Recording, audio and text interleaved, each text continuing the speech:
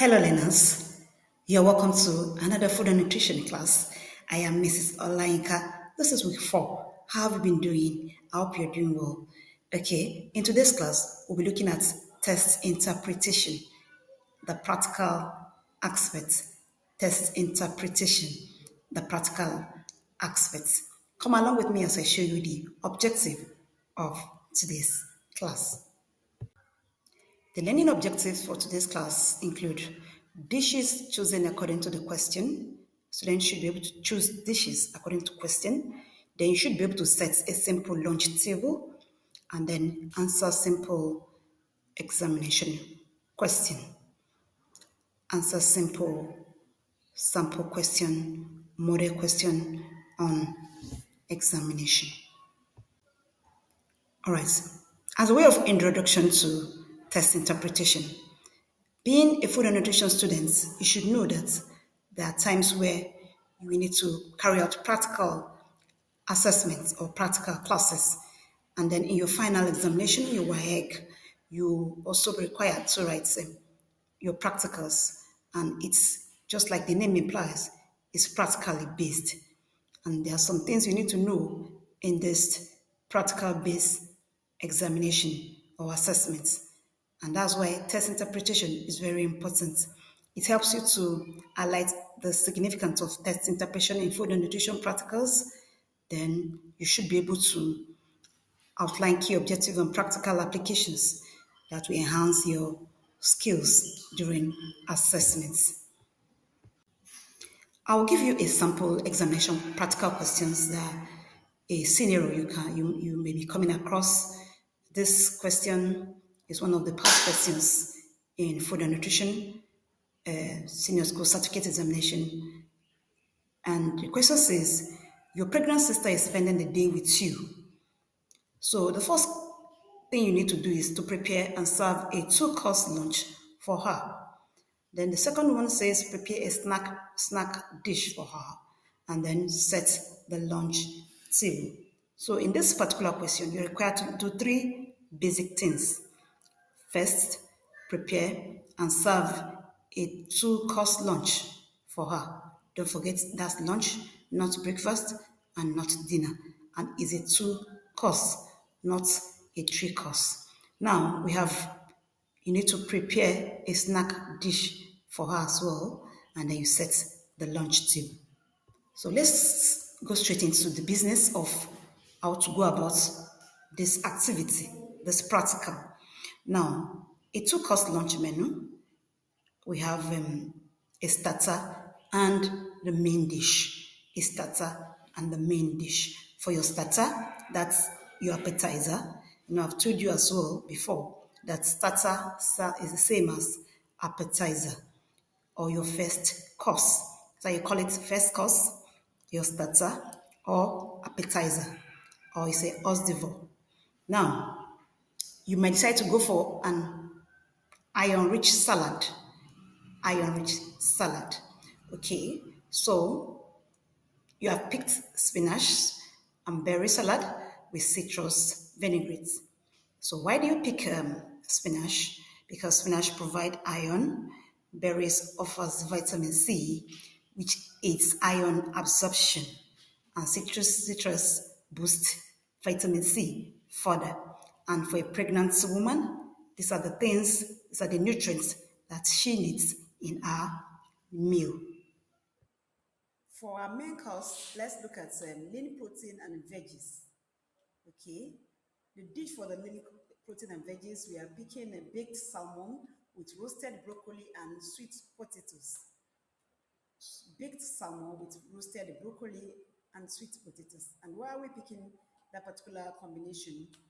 Because salmon has omega-3, it's good for the baby's brain development, and vitamins which you can get from veggies. So that's why that combination is very good for the pregnant woman. Okay, to prepare our snack dish, that's the side dish, or you can also tag it as dessert, okay, or our sweets, as the case may be. So we can call it snack dish or the dessert. Now we need Green yogurt parfait with berries and granola. That's what we are preparing. Green yogurt parfait with berries and granola. So why do you want this interesting and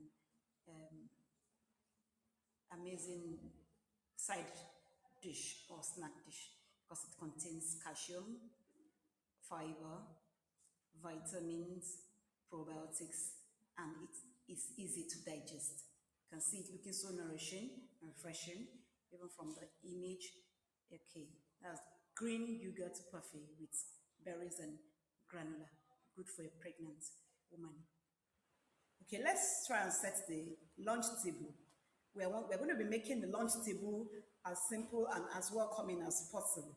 So the first item we need for the table setting is what? A tablecloth, good. A tablecloth. So make it simple, neat, and ironed. Then we need to we need the place setting. We need to place our plates, our fork and knife, spoon, all cutleries that are necessary on the table. Then we need a glassware, that's the glass cup, okay, for water or for juice. And then we have the centerpiece, a small bowl of fresh fruits. And then we have, you need a single flower, a flower vase. We'll make sure that you consider the fact that she's a pregnant woman, put that into consideration and avoid smelling flowers. So just keep the atmosphere calm because of the guest or the person that you are entertaining. I haven't prepared that. Another tax is here for us, but this is just for us to understand the measurements we use in catering or in food and nutrition. You can see the quantities that are listed out there. They are in metric measurements. You can see grams, millimeter, and so on and so forth. So we use this measurements in our food and nutrition and in food preparation. So you can see to prepare 4 portions of meat pie pastry, you need all-purpose flour, that's 250 grams. You need butter for dough. You need beef, that's minced meat, and water, potato, egg, and so on and so forth. So this is just to show you that this is the way measurements for quantity is done when we come to preparation of pastry or food in food and nutrition. Now let's look at listing ingredients accurately. Listing ingredients accurately. All right. As a food and nutrition student, you need to ensure that you know how to list ingredients accurately. It's very crucial for a successful food preparation. All right. You should ensure that all recipes are followed correctly and the recipes are followed consistently to ensure that there's a consistent result. So all the recipes you're following must be correct, accurate, and the quantity must be consistent for a very efficient result. All right, these are tips for accurate ingredient measurements. Yes, in the previous slide, I told you about the need for accurate measurements. Now, are the tips? So, to ensure consistency and precision, we have to use standardized measures, just like I said in the previous slide. Use standardized measuring tools and techniques, and then we should ensure that we are able to convert measurements and refer to illustrative example to enhance the understanding of the ingredient quality in practical scenarios. So when you're preparing your food items or pastry, ensure that there's consistency and there's precision. And the tool you have used should be continued. That's consistency so that there will be uniform results. Coming to cooking procedures and best practices, okay, you should ensure that meticulous attention or proper attention is paid to hygiene. When you talk about hygiene, we're talking about food hygiene, personal hygiene, and kitchen hygiene. Those three parts you must pay full attention to them to avoid foodborne diseases or food poisoning. You must pay attention to your personal hygiene. Cover your hair. Ensure that your fingernails are not long. Don't pick your nose, don't pick your ears. Use a nose mask and ensure that the kitchen area, that's kitchen hygiene, is also well taken care of. And the food hygiene as well. Wash all vegetables, all fruits, and ensure that raw food are cooked properly to avoid any form of food poisoning. This is a preparation sheet. It's called prep sheet in short. All right.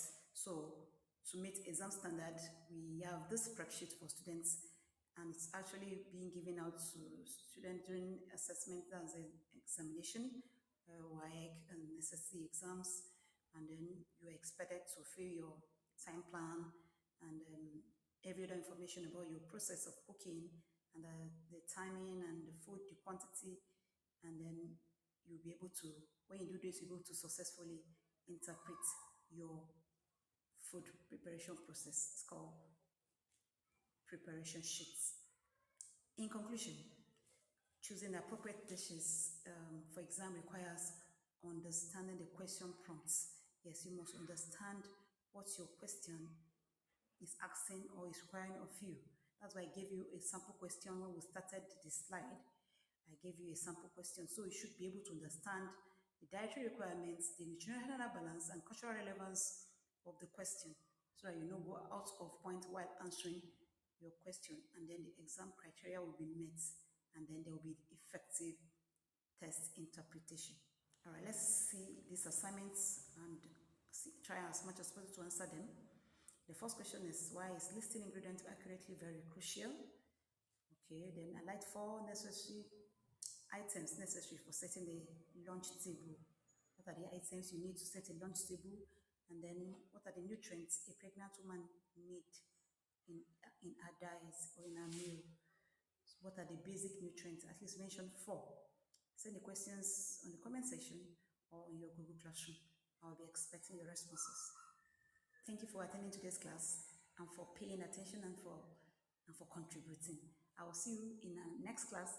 Enjoy the rest of the day. Bye.